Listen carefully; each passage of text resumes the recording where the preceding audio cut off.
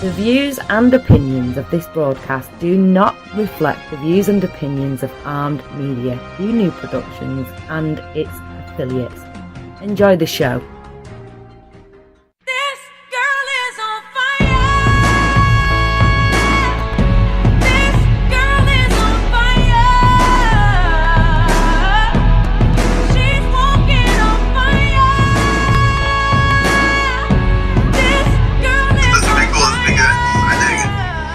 Hello, everybody. This is your host, Professor Jamie Lynn at Armed Radio, and talking about having even better intimacy in your life with my co-host, JC, with Limitless. Thank you, JC, for joining us. Thank you, Jamie. I appreciate being here. Well, let's just jump right into it. What is intimacy? I think it's just becoming, closer with your significant other, your boyfriend, girlfriend, husband, wife, on deeper levels, not just the physical thing, but just on deeper levels, good understanding and good connection and, being there for your other partner. I totally agree with that. I think a lot of people think of intimacy in general related to sex, and that's okay, but obviously you're going to have even better sex the more intimate you are. And when I did some of my research, to have even better sex, it has to have intimacy. So I think intimacy itself, like the conjugation of in, and then to be, interactive with your partner, we have to look at those things. So when I did some research, it really talked mostly about your confidence level, confidence and respect. Respecting yourself, respecting your partner, communication, those infamous things that I think play a part across the board in all relationships. So let's talk about gender differences again. I always enjoy talking to you about that in terms of a man versus a woman when it comes to confidence. Okay. As a man, I think that, to be honest, I think that there's a lot of that missing out here today. I think that times have changed and we're at a different place, but I think that I don't really think that there's that much of a difference between male and female confidence other than how we achieve it. It's obviously it's the same thing. We're looking for that certainty and to be connected with ourselves and to be just confident in the things that we do and ready and prepared and not sitting in doubt or worry or, just being connected to yourself. You're really just going out there and being ready to go, Right. So you said on achieving how we get the confidence. So how does a man essentially get their confidence? Men can do it a number of different ways. It could be through, first of all, it's just knowing like who you are and what you want, and then going into maybe going to gym. Like I love going to gym. Like gym builds my confidence. I go in there and I do my thing. I have my little regimen that I do and my little PRs, my personal records I try to break, and that builds my confidence. Meeting with people, new people, going to new situations and talking to people I normally wouldn't talk to. For instance, back in 2015, I think that was the first time I ever talked to a multimillionaire, and then that whole entire year of me traveling and doing what I do is my brand and Limitless, it was just meeting one after another, different categories of people, and it was great. It was an experience, it was a challenge, and that built my confidence. I think it's just finding the challenges for you as an individual and facing them, getting through them, and then making out on the other side. I think that's where most of our confidence comes from. So you would say confidence comes from doing things that make you feel better, things that you enjoy. And for you, it's the gym. For other people, it might be their career. It might be art. It could be different forms of expression. Yeah, absolutely. I agree. Yeah, because I think that's hard in today's age when you look at confidence. Most of us think of confidence as a genuinely attractive person, if you will, that we've equated confidence with attraction or your physique.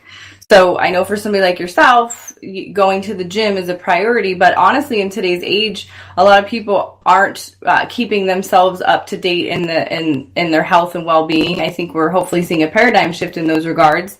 But I love confidence in across all boards. I think you and I have talked in depth many times about the law of attraction and what is attractive, and people thinking that it's a physical thing. And I highly disagree. What I find most attractive in a man, obviously that term sapiosexual, is somebody that's attractive, has nothing to do with their physical appearance. Attraction has to do with what they are illuminating out. So when you can see somebody's spirit, that they're not just confident, because I think we should make a difference between confident and cocky. I think for women, it's a huge turn off, cocky. And if it is a turn on, then that woman needs to look within inside herself and why they're finding, a man that's cocky to be attractive as opposed to confident. So what do you think the difference is between confident and cocky for a man? It's real simple. Like, if you can back it up, it's not cocky. If whatever you're talking about, whatever you're doing, whatever you're proclaiming, whatever you're promising, you can back it up, it's not being cocky at all. Like, if you're blowing things out of the water, out of proportion, then you're just being cocky. You're just, batting off at some stuff. But the thing about it is, too, because I want to kind of back up a little bit, is, like, for me, when I go to gym, yes, I'm getting those, like, physical wins. Like, maybe it's something to do with weight, or maybe it's running a little farther. But the thing about it is just like you said, it's a mental feat for me. Like, it's a mental win for me. Like, I mentally beat who I was before. That builds my confidence. Anything to do with confidence is actually just a psychological win. The more you win, the more confident you're going to feel. The more you assert yourself in a subject or a field, the more confident you're going to be. The more you surround yourself in something that maybe you feared before, your confidence level will go up. So it's a complete mental win for anybody. That's why I said, like, we might have different ways of getting there, but in reality, it's a mental win. Those mental wins building up, that's what builds your confidence. Okay. So we had a question, what do the women think? What does Professor Jamie Lynn chime in on and looking at? What is confidence for a woman? And I really think confidence is when you're congruent and liking yourself. And when you have a sense of self, your authentic self-worth, that equals confidence. So again, no matter what you look like, no matter what race, no matter what your facial structure looks like, whatever color you are, I think confidence comes when you like yourself. And that's a challenge. That is learning to like yourself authentically, unconditionally, regardless of your physical attractiveness, your weight. I think that the confidence, at least for me as a woman, comes from liking myself. But that's a challenge, because I learned to like myself based off what other people thought of me. And we spend a lifetime trying to undo that, really getting to yourself to a place of authentic confidence, as opposed to maybe what looks confident on the outside isn't necessarily what's going on internally in your own dialogue. I always tell my clients and patients that I have a committee going on in my head, like a board meeting is going on, and I've got these voices. I just imagine this whole committee sitting around, and I'm talking to myself, that internal dialogue in my head, and one is so positive and one is so negative. There's this duality that's constantly in my mind and my committee going on, trying to come to an ultimate conclusion, a final result, where I'm trying to guide the president and lead the president of the committee to a place of positivism. And that's how I equate to confidence when it comes to, especially the topic at hand, being intimate with somebody else, because true intimacy comes from a place where you can be authentic and loving your own self. Then you can love that other person and have an intimate connection on a deeper level. Yeah, absolutely. That's why I think it's very important, like you were talking about, the confidence, because, I think a lot of times we get into maybe relationships that we don't love ourselves yet, and we're trying to find that from an outside source. And on top of it, we have stuff like social media, especially like Instagram would be a good example of a platform where you see like all these people, like men and women, like all sexy and like doing their thing. I would like to say, just throwing a number out there, probably 70% of them are not confident. They're not happy. They're very insecure. There's things that we just don't see, like they want to post like all the great stuff, and then that's supposed to be the example for everybody else, and they want to compete with that, if you will. And the moment you start trying to compete with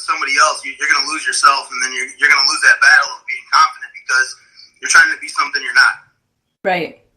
Does that make sense? Totally. Yeah, it's funny that you say that because I was thinking about posting just the good stuff. You know, even like you and I right now, we've got on our best hat, so to speak. I know people are watching. I know that even though when the live is done, people are going to watch this video, and I want to put on my best effort forward, and don't want people to see the bad, the good, the bad, and the ugly totality.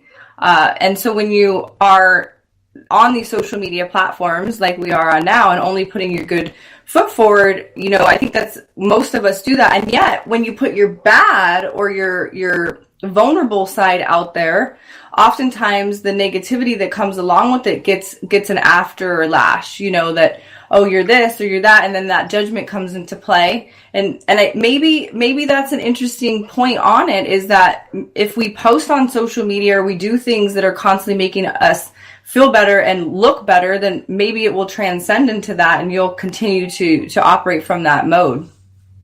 Yeah, absolutely. I think what it is too is like, I know for sure that it's the inability to take the criticism or to deal with what is being said from outside people. You know, like when people start commenting, like maybe you feel like, you know what, I'm gonna go live and I'm gonna say something super vulnerable today, or I'm gonna step in front of some people and be very vulnerable today. And you're like, okay, cool, I'm gonna get a little bit of backlash, but maybe like people just like start losing it and like they're just commenting or saying things straight to your face, and it's the inability to deal with it. And I think that's like destroys people, you know. Like if you're able to deal with it, you have the ability to understand that it's just somebody's opinion, it's just somebody saying something, it's just some feedback, it's not a big deal, it doesn't make or break me. You're able to understand, you're able to get through it a lot quicker. But on social media, mostly, you know, when you start getting that kind of feedback, it starts tearing you up, you start taking it to heart, you start doubting yourself, you lose your confidence really quick. And when you're on social media, like, I'm gonna use myself as an example right now. I'll be vulnerable right now. I don't care. Right. You know, like when I started on social media in 2015, my social media was awesome. I was being myself. I was just throwing myself out there. I'd do whatever, and like I didn't care what anybody said. And the more serious I took my influence on social media, the more I started to pay attention to what people were saying and what's in and what's out and what's cool and what's not. And I literally lost myself. I literally in probably the last 3 to 4 months, I've been working really hard on just coming out here and just throwing whatever back out to the world and getting back to my normal self, because again, you know, you feed into what's cool on Instagram and how are they presenting themselves, and I should do the same, and these guys are making it look perfect, you know, and like I'm doing the same thing, but I lost my confidence doing that because I was no longer myself, you know. And it's just very important that we understand, like, you know, we need to stay connected to who we are. And again, this is going to pour out, it's going to start with us, and it's going to pour out to, I mean, all types of relationships that we have. You know, when you lose yourself, it's game over. Like, you're going to have to stop, hit the reset button, and get back on track and get back to reality. Right. And that transcends into intimate relationships in general. When, you know, we went off and talked about a little bit of the social media piece, but the day in, day out, you and I have talked a lot about relationships offline and being intimate with another partner in a intimate, loving relationship, and being able to balance that true connection and being your authentic self.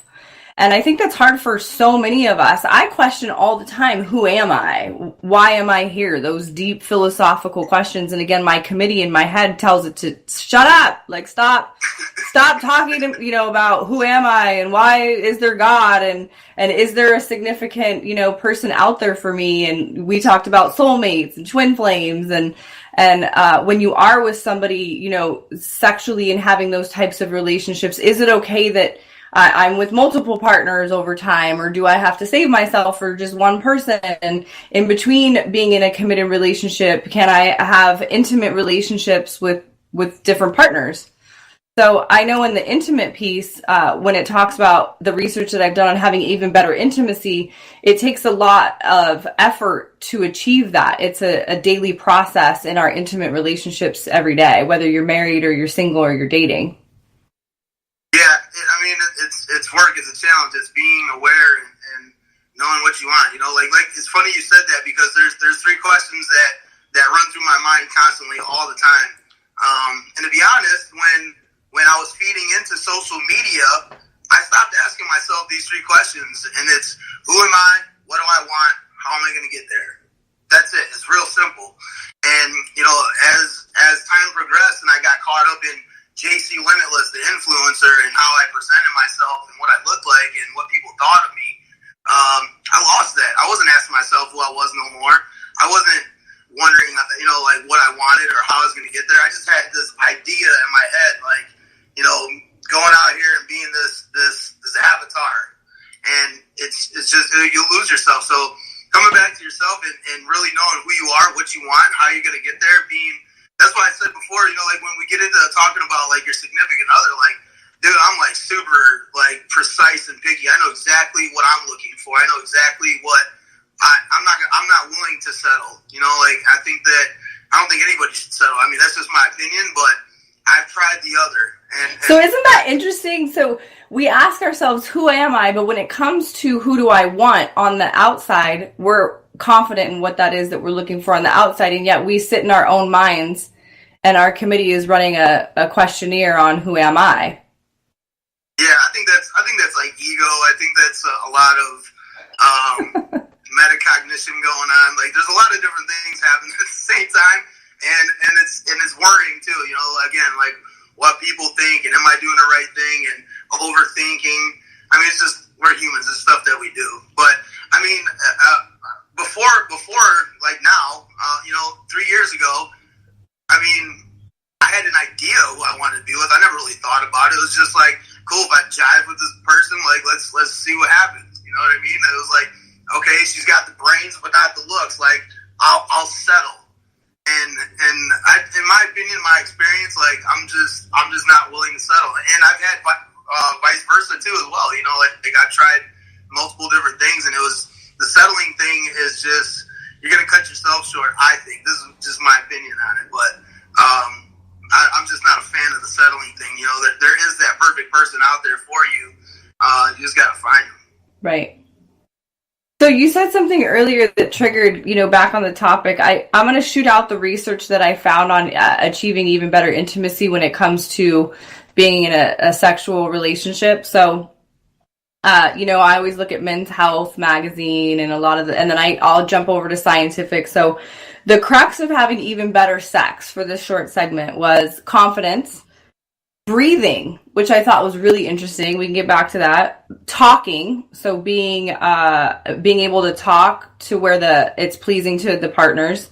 Pornography, that's a whole subject. Making it last, so taking your time. Complimenting the other person. Taking your time, which came up twice. Making it last and taking your time sounds kind of redundant, but I did notice that there was a difference in them. Different spots or locations. Don't worry. That's what you said earlier that triggered this thought process, was to not worry, to just kind of go with the flow and not worry about, am I doing it right? Am I not doing it right? Am I comfortable, uncomfortable in my skin? The mood, obviously what the mood's like, and being able to be congruent in the mood of each person participating. And then, of course, the infamous tools. Not construction tools. Tools. That's all right. So why don't you lead off with one at a time with each of those, and then we'll talk about it. Okay, so breathing I thought was really interesting, is coming up as number 2 to achieve even better intimacy in the bedroom, because breathing is so important. I think I've talked a lot about tantric sex. I was part of a graduate program as a marriage and family therapist early on that taught us tantric. And so for people that don't know what tantric sex is, it's an old ancient art form, usually thought of in a yoga perspective, but over the thousands of years, it's morphed into being a sexual practice that primarily focuses on breathing and, your chakras, like having your chakras align and then being able to align chakras in different sexual positions while your breathing is still congruent. And if you notice, your breathing becomes very rhythmic if you're comfortable, if you're in a confident place when you're trying to achieve intimacy with your partner. So I'm not sure if other people have been cognizant or aware, conscious of their breathing I'm not sure if that's something you've ever thought about or noticed about the breathing patterns.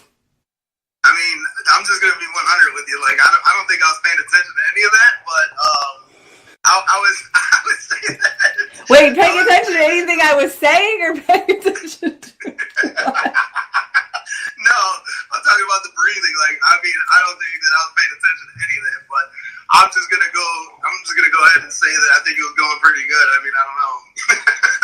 Okay, well, now think about it in retrospect. Have you noticed that the breathing patterns become congruent with your partner usually? I mean, I find that I have more satisfaction that because I'm conscious of those things, that I definitely notice there's a rhythm in the breathing. And if the breathing is off, then what will happen is your energy will be off. And I can explain a little bit about that. So I'm going to get a little scientific, but I think people like the knowledge. So somebody said, JC, you're too funny.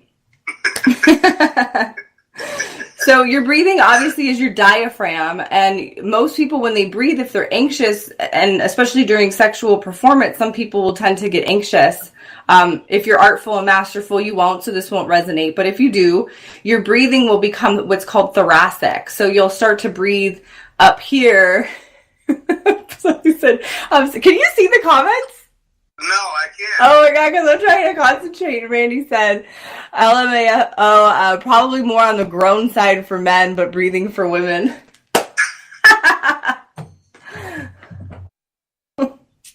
Sorry, I had an incoming call.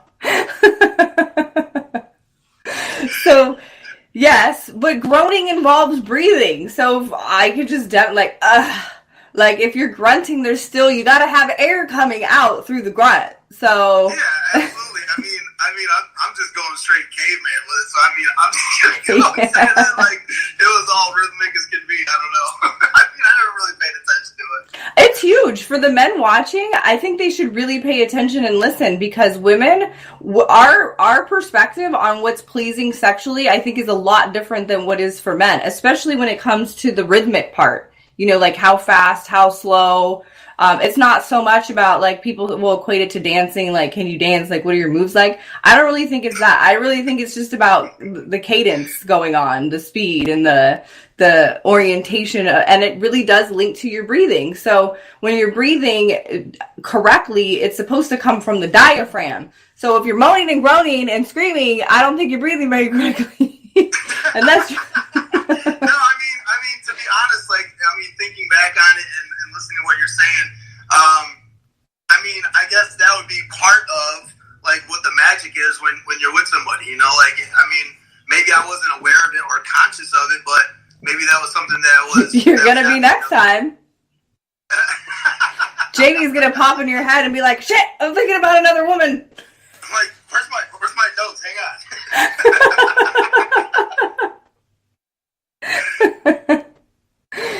So yeah, your breathing is very important. Obviously, it's important too if you're in a sexual act that's of high speed. You got to keep your breath up. It's like the gym. You're going to run out of energy if you're not breathing correctly. So everybody make sure you are diaphragmatically breathing. Yeah, I mean, there's been times where, you know, you gotta, like, pace yourself and, like, all right, like, just get a little buck. I gotta slow down and catch my breath. Like, let me buy some time. I don't know, like. Oh my god, it's good little buck. Okay, next point. The talking. So how can you have even more intimacy when it comes to talking? So again, I will be vulnerable and blunt, and I've had partners where they just don't know how to talk, like the time and the place and knowing what to say, because sometimes it's okay to be completely raunchy, and then other times you're just not feeling it. So how do you do that when you can't read the other person's mind? Like, that's the hard part of having sex with somebody. You can't read their mind. You're, like, trying to guess. Like for me, it just goes to the not worrying thing, you know? Like, it's kind of like, let's feel out the situation and, like, maybe build up to it. Like, maybe start, you know, kind of like a kid, like, testing the water. Like, say something crazy and see what happens. Like, I don't know. Speaking of crazy, Randy said, I was totally expecting a vaccine video. You and I were talking about this earlier. It's so hard for me because I've been a marriage and family therapist for years, and I've specialized in so many different modalities that people generally on my news feed know me in the autism or the vaccine awareness medical freedom, but there's so much more to me. And I'm trying to focus, and people in the business world say you should have just one niche, and I don't like that. I love being a helper and a clinician, a spiritual advisor, whatever role, whatever hat I can put on, I like that. So sorry, I got thrown off because Randy's over here cracking up. Oh, no, it's all good. Don't try and stick me in a box. It ain't going to happen. I don't like that either. People always try to stick you in a box. Yeah, and on that note, and I'll get off topic. I'll get back on topic and not off topic anymore, but in the parent arena, for those of us that have special needs, intimacy is so huge because we're so hyper-focused and worried about our children. And you're a father, no matter what's going on, balancing you being a parent and then having a sexual, satisfaction in your life is important, because as humans, we need to take care of ourselves so we can take care of the little ones. Yeah, I agree with that. I don't know. I think it's just moderation. I think a lot of things come into play when you're a parent. There's things that you'll allow in your life and things that you won't. 15 years ago, that, it would be a completely different answer that I would give you than what I would right now. But 15 years from now, you're going to give me a different answer when your son's an adult. Oh my gosh, today I was hanging out with my daughter who's an adult with a boyfriend, and they're engaged already, and she's talking to me about the SEX word, and I was like, oh my god, I don't want to listen anymore. Oh my god. The roles completely flip. You have to think about those things. Okay. Yeah. Back on topic. So coming up next is porn. So for those of us just joining our live feed, yes, we are talking about pornography. We're doing it in a very professional sense, but pornography, I think, is pretty relevant in life. You've got, religious groups that are hardcore right-wing and looking at conservative, or is that left-wing? I always get them confused, left and right. Left is conservative, right is liberal? Do you know? No, other way around. Okay, right is conservative, left is conservative. Okay. I just think of lefties are usually liberal artists. Yeah, that's it. Okay. So, yes, pornography, because I've been a therapist, I've had tons and tons of couples on my couch from all walks and breeds and religions, and pornography, I think, is in everybody's life, one way or another, especially with social media now.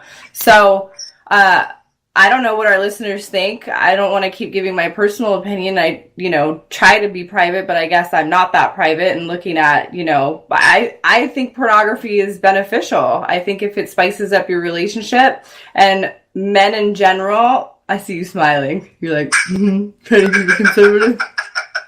It's a good idea. It's a good idea. Porn. It's a good idea. Okay, well, let's talk about this, though. Women, I will be vulnerable and tell you why women struggle with porn is because they're worried. It ties back to confidence. Their lack of confidence when their partner, whether it's somebody they're dating or a potential somebody they're dating or a husband, and they're talking about whether porn is acceptable or not. Obviously, we're talking about in proper dosages. I'm not talking about an addict. But women struggle with it because we start to feel insecure. Why do you need to look at another woman? Or I'm not as pretty as her. I think those are the two fundamental things that women would express why they struggle with pornography. Okay, so I'm gonna keep it 100 with you. So okay, 100. Not real. This goes both ways for men or women. I dated women that couldn't stand for me to even like a chick's photo on Instagram, and I've also dated other women where we would have fun, and she would send me things this is it was kind of here's my little message to you, this is what I like, or this is what I like, why don't you be more like this, and why don't you be more like this? And it was an understanding. It wasn't that I or her were wanting that other person. It was just okay, cool. I know something that I can do to make myself better. That this person would like me more. This person likes a dude with or I like a chick with this physique, like, or whatever it was, or it would even be like clothing, like she would send me a picture and be like, look how this dude is dressed, like that is awesome, like, you know, like it would be cool if, you know, maybe you represented this and showed this to other people and was a voice for this, you know, like, because there's guys out here running around with their pants sagging and all this other crazy stuff, and it's kind of like a gentleman's movement. So I'm like, cool, but there's times that it gets to the point where with certain people that like they just can't handle it, you know, and like to be real, it's kind of like a victim mentality, insecurity. It's because that person they're not comfortable with themselves. They didn't build their confidence. They're not secure with who they are. Okay, so I'm going to stop you really quick because there's a comment that says from a man that they think it's gross and demeaning, that it's not necessarily about confidence, that their perspective, and I think I can honor that in your own personal opinion, that some people find it to be gross and demeaning. Would you agree that that's okay that some people view it that way? I mean, if they want to view it that way, but I mean, to me, that's putting up a roadblock. Like, I mean, we're adults. Like, if a picture is being sent from somebody that I'm with, and they're like, check this out, this is cool, I'm not offended by it. Like, I've got no problem with it. If the two parties are doing stuff behind each other's back and like doing, you know, crazy, indulging, desirable stuff that neither one knows about, that's messed up. You know, but I wonder what the research does show, because I consider myself to be pretty down to earth, easygoing. I don't like to judge people. I consider myself that whatever's right for you is right for you. Whatever's right for me is right for me. So that's fine. If somebody thinks that pornography is gross and demeaning, then that's okay from whatever your perspective is. But I don't know what the mass population's opinion on it would be, because when you fundamentally break it down, there's a consensual agreement going on behind the camera of where the origination of the pornography started from. So those two people are in a consensual partnership that, and this has been long standing forever. This has been around even before cameras, you know, biblical, you know, and historical information. Orgies were prevalent all across Asia and the Middle East to, you know, the Roman empires, that watching other people engage in sex has been a long-standing history of human behavior. And I'm sure even in the Dark Ages, you know, obviously that was going on because they were living in caves and they were carried. But nonetheless, I think that there's two consensual people, and then the person outside, like yourself, or, you know, a woman that is in agreement that pornography is acceptable for them, then they're consenting to watch it. So then I think it takes it out of being gross and demeaning when you've got a subjective versus an objective opinion going on. Yeah, no, and I completely agree with that. And I mean, everybody has their own understandings and consents and what have you in every relationship. You know what I mean? I just think that in my opinion, there's no point in getting really upset. I mean, if both parties are aware, there's no point in getting like insecure or upset or anything like that. Like I enjoy like when I'm with somebody and I have a relationship that's so open that they're like this is something that I like, you know, like because I don't mind picking up new swag. I don't mind like checking out new clothes and like doing different things, or you know, like I'm from Joliet, right outside Chicago. I didn't come from like a bunch of money, or I mean, I can remember the first time I sat down at a table and there was like 6 forks over here. I'm like, what is going on? Like, can somebody clean this mess up? Like, what do I do with this? Which fork is fork? So, it's cool to learn new things and to see and to be open enough to be like, cool, like she likes this. Like, I don't mind like throwing on like this new type of coat or something like that. It looks good on me. Like, I'm good with it. Like, it makes her happy. You know what I mean? And she's more attracted to me. So I'm game. Like, let's do this. You know what I mean? So, I mean, but it just comes down to what's your agreement? What's your consent? Where you guys at? What's your security? I think it could be looked at too like almost like a learning manual, if you will. So like in high school, you know, when you're doing football, when you're playing football, or, you know, I'm a woman, so I was playing softball, we would watch the videos and watch it back and take a look at like, what can you get out of that? What do you like? What don't you like? How does that work? How does this work? So that's my last final thought. We can run on to the next point. So complimenting each other, I think, is very important in an intimate relationship. And the 5 love languages, I always love to talk about the 5 love languages when it comes to intimacy. Did I talk about them with you? Were you aware of the 5 love languages? I am aware of them. I didn't read the book. I don't know much about them, but I do know of them. Okay, so I'll run through the 5 love languages, and then I can run through like a behavioral analysis perspective on human beings too, just to give us a fundamental background. So the 5 love languages essentially looks at how do we feel good about ourselves, how do we feel loved, and how do we express love.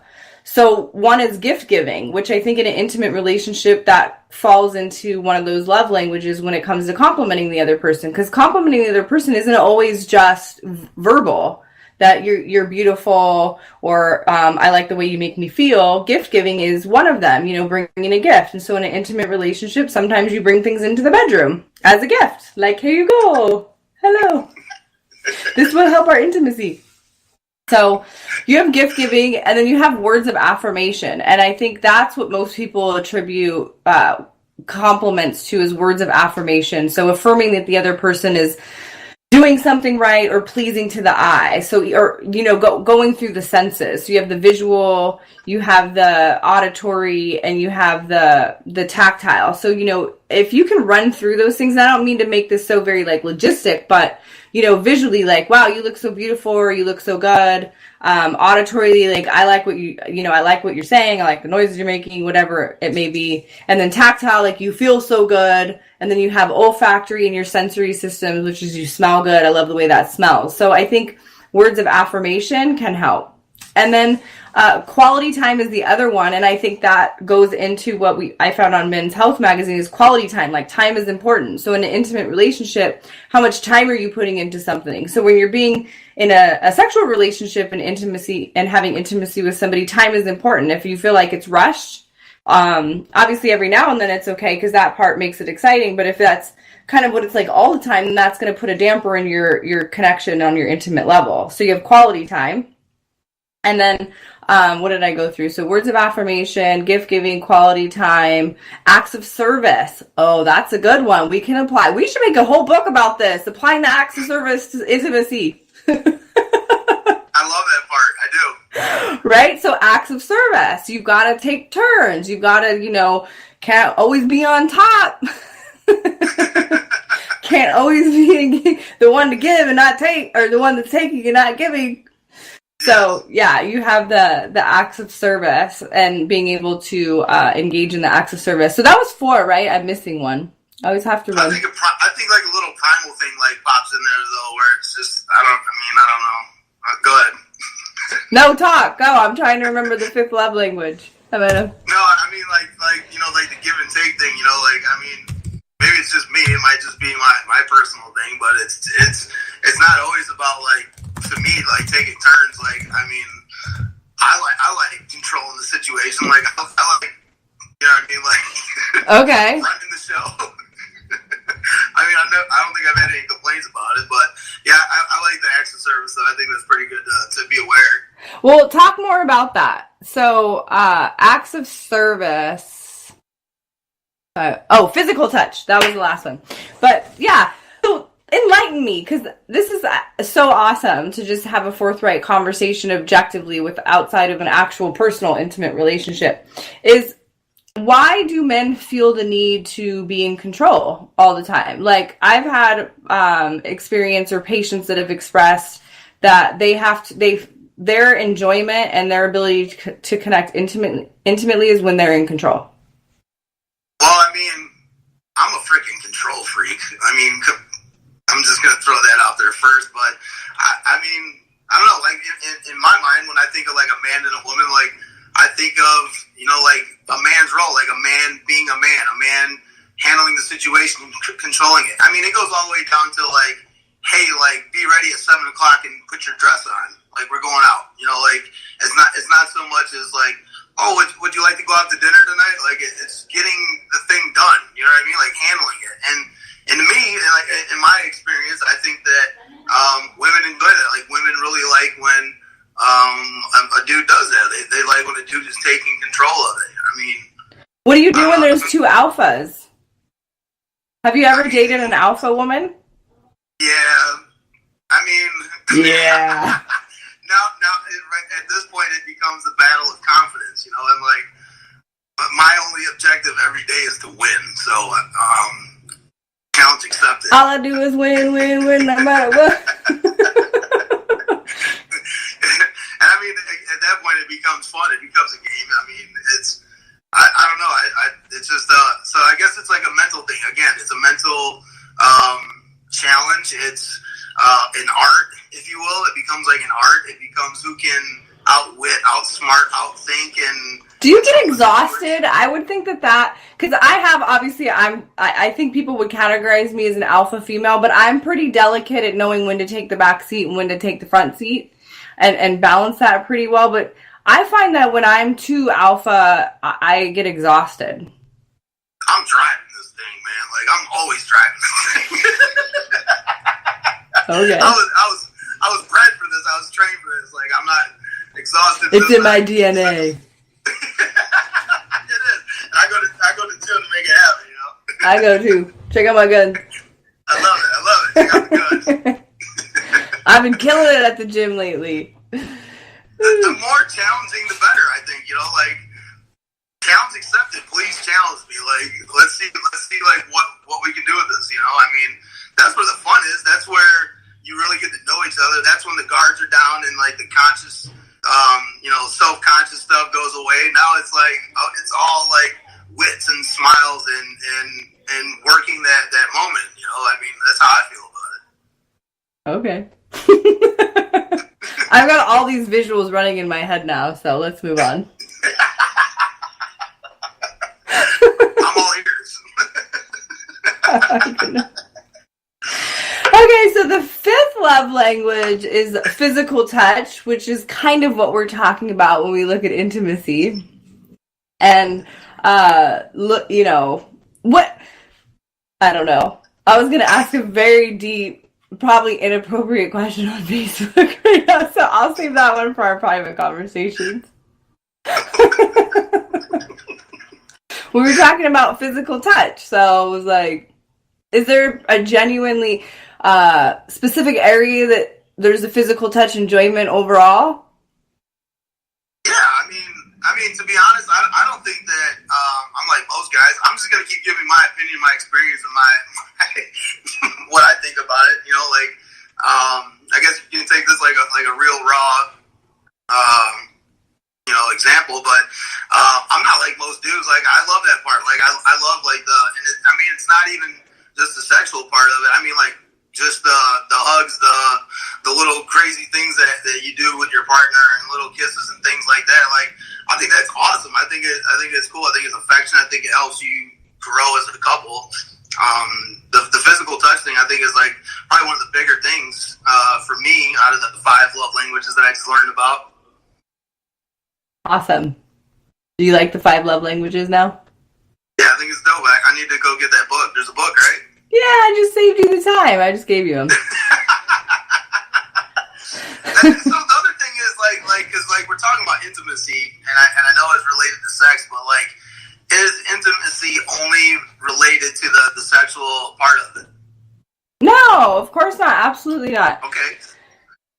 The only reason why I said that is because when you're naming off like the love languages, like I was thinking of like cool things like that I used to do. Like, I used to leave notes like in the fridge, in the bathroom, on the mirror, like crazy shit in the car, like all kinds of stuff like that. Like, I think that men take note. Seriously, like it was really like a fun thing to do where I just like to surprise the other person, you know, like I'm unorthodox, I'm impractical, I'm unreasonable, like I'm unpredictable. I like doing that stuff, you know, it's different. It's something I remember one time through the entire house, I just left like little notes all the way through the house, and like she went like on this adventure in the house just to follow the notes, and when she got somewhere, it told her to go somewhere else and do something else, and like she went through this whole house, and like if she followed this thing, like she got all the prizes in each place. Aww. And then the next day, like she didn't do like some of the things. I bet you no other dude has done that for her.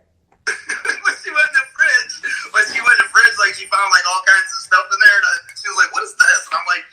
follow the game. It's just something fun to do. Like writing stuff on the mirror, leaving notes on the mirror, leaving notes in the car, showing up like she used to take the train to work out, show up in the parking lot, leave notes on her window. That's a little stalkerish, JC. I'm just kidding. No, but I mean, it was fun. Like I was a safe stalker, But I think it's like the communication. It's the connection. It's letting them know that you're always thinking about them. You're there, and you're trying to connect with them even when they're not around. Somebody just said that that's not something a man would do. That's so. Oh, I would bet everything that. I bet you get more game than he does. I mean, I'm sure that guy probably thinks that he's one of those guys that men don't cry and stay away from your emotions and like all this other nonsense. I don't know, to each their own. I don't know the guy, but I'm just willing to throw that out there. There's like when you really come to know who you are as a person, as a man, I highly suggest that men get in touch with their emotions and who they are, and they show love and compassion. Like you can be Absolutely. the tough guy, you can protect the house, but you got to come from a place in your heart. You got to come from a more sophisticated place than being a freaking caveman. You know what I mean? So to each their own. You know what I mean? Like my game works. I'm good with it. I'm pretty sure it does. I don't think I'd ever find a woman that said, "Don't do that. That makes you less of a man." What's that? I don't think I'd agree that any woman would say to not do that. Like everyone would love a man that does that, and I think a woman would say that you're still a man, that's a manly thing to do. That's just a thoughtful, conscious, mindful man that is aware of what makes a person happy, and it obviously makes you happy. You're getting some form of reinforcement out of doing that. Yeah, I mean, it could be anything. It could be like getting a hotel and like having like rose petals everywhere. It could be setting up a dinner somewhere. It could be a gang of things. There's so many things that you can do. Like you're supposed to be there to, make that person happy. You know what I mean? Like it's not just somebody you're gonna pay your bills with and die and just be miserable the whole time. You can grow or you could stay the same. It's completely up to you. Like to me, it's just fun. It's enjoyable. It's things that, like to see the smile on their face and to see them being happy and enjoying, something that they probably don't get. It's worth it for me. You just said something that was so profound and I think really sums up a lot of what allows people to have even better intimate relationships is being selfless. Is when you come from a genuine place about having other people happy, we've talked about this in business mindset, having other people successful, sharing the wealth, the better you do, the better we all do. I think that you hit it on the head in an intimate relationship. If you're selfless, that you're going to achieve an even better quality of relationships with individuals if you're coming from a constant place of, I want you to be happy, I want you to enjoy yourself, then that's going to illuminate throughout your relationships. And then you'll get that too, because you'll attract that. You attract what you give out. Yeah, no, I totally agree. I think that it's just awakening. It's something to be aware of, and most people that would put something down like that is because they've either abused it or they've failed at it. And so they're trying to justify why you shouldn't do it because it didn't work for them, or they've just never tried it before and it's just weird to them. So they're not open-minded, I just stay away from stuff like that. It's very important for me to move in my own direction and what makes me feel good, to help other people make them feel good. Absolutely. I totally am we're all about that mindset and being of service to other people and being in a place where if you're constantly providing value, providing service, providing happiness, providing, consciousness to other people, then your life is just going to be so much more joyful and you're going to achieve those intimate relationships in all aspects of life. Plus, I'm a guy. Like, I make mistakes, you know what I mean? Like, there's plenty of mistakes that I make, so, knowing that I've done that before, sometimes I'll get a pass. He's a good guy. He just made a mistake. I'm not going to tear this guy's face off. So it works out later, too. You know what I mean? I think it's a good idea. Do you make a mistake and while you're making the mistake, know you're making the mistake and telling yourself don't make the mistake, but do it anyway? I would say no. A lot of things, I'm very I pay attention to detail, but I'm always moving big. I'm always moving fast. So sometimes I don't catch the details. Like when I'm down to myself and I'm sitting still, I'm thinking of the details. But when I'm in action and moving, like I don't care about details. I'm looking for results. So I may forget to be somewhere, or I may be late somewhere, or something like that. You know, like something I would consider a small thing, but the other person doesn't. So if I'm late somewhere, or I forget about, you know, being somewhere or something like that. Or texting people back. What's that? Texting people back. Texting people back? Like, I get a pass, you know what I mean? That's a good boy. Calling when you say you're going to call. Women hate that. You will achieve better intimacy when you do what you say. Or say... Understood. I've got the, look, I'm on this phone, and I got this one, so... Wait. I'm just kidding. No, but I think that goes into the trust. You know, is you're going to have even better intimacy, all joking aside, when there's the trust factor. And again, that trust factor comes in when I think you're confident. Your true confidence is when you're congruent with yourself. When you authentically come from that place of like those kinds of things, is being okay when you're being vulnerable, doing things every day in action that bring you to a better place. That if you're constantly every day trying to make yourself better, try to improve. It doesn't have to be the gym. It could just be mindset. I don't mean sitting around playing video games and getting even better at like being lazy, you know, but being even better at doing something productive, something that contributes to the world. Anything that improves you as a person is it counts. Well, you got to have balance with that, because then we get into the narcissistic territory, because I know plenty of guys that are all about getting even better solely for themselves. So I think it's... I totally have all kinds of narcissistic tendencies. I'm not going to lie. Like, to be honest, I mean, if you look up the definition, it just means to love yourself and adore yourself. I mean, I don't see anything wrong with that. I'm just going to be real with you. Well, of course it's a balance. You have to love and adore yourself, but if you're about yourself all the time, I'm about myself. And myself. And in action, I think honestly, I'm just gonna put this out there. I think that somewhere along the line, somebody found that word narcissist, and they're like, "Ooh, that just sounds like vindictive and evil, and like that fits this person, and like they're all about themselves." But I think the real word that women, or I mean, even some men might be looking for to call somebody is just straight up an asshole. Like, that's who that is. Well, historically, narcissist comes from Narcissus, and it was he looked at himself in the mirror in the lake all day long, because he was just all about, I'm so amazing, I'm so handsome, I deserve everything to come my way without doing any effort because I look so gorgeous. And narcissism, Angela said, if you're single, JC. and I'm enjoying it. I'm single too, but I don't consider myself narcissistic. I am all about my self-improvement. I'm all about making myself better, but my actions throughout the day are still to give back to help other people achieve those same things, to be able to come to a place. Yeah. So I don't know if I would call you a narcissist. Like, I mean, that word is thrown around a lot loosely when somebody doesn't like what they're getting or not getting. So look, there's a reason why I push that agenda and why I challenge that with people, because let's be honest, we're talking about confidence, we're talking about intimacy, we're talking about being with somebody. What do you think the percentages of people that are insecure, have no confidence, don't believe in themselves, have no self-belief, no belief in their ability? I mean, there's a small number of the people that want to be or should be or are labeled as a narcissist.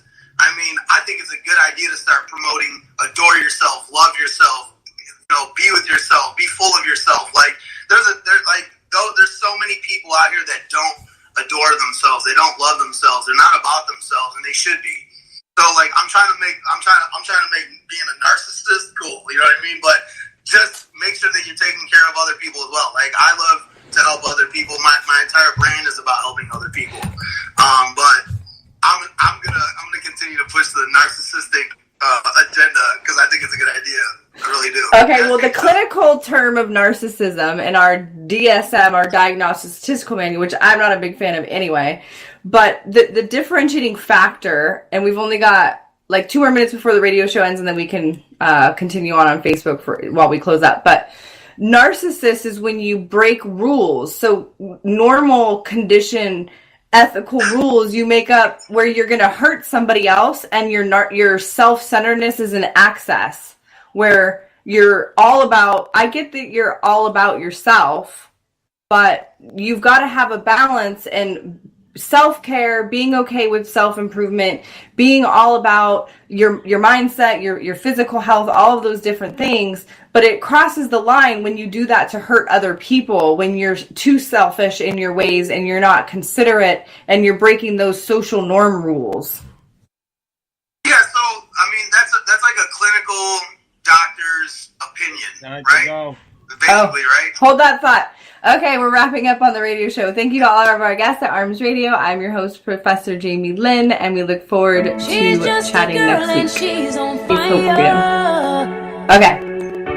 Higher than a fantasy, lonely like a highway. She's living in a world and it's on fire, filled with catastrophe, but she knows she can fly.